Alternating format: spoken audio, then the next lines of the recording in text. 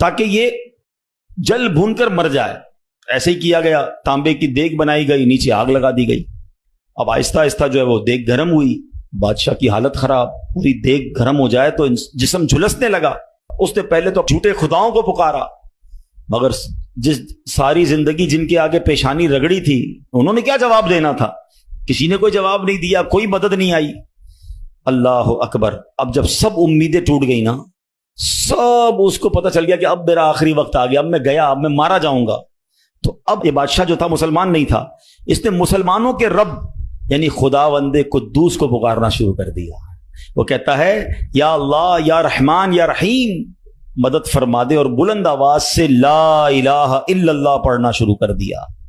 अब बादशाह ने इस मुश्किल घड़ी में अल्लाह से तौबा भी की कि अल्लाह मुझे माफ कर दे और बस मुझे बचा ले, अब मैं तेरी इबादत करूंगा, अब तक जो किया मुझे माफ कर दे। बुलंद आवाज से ला इलाहा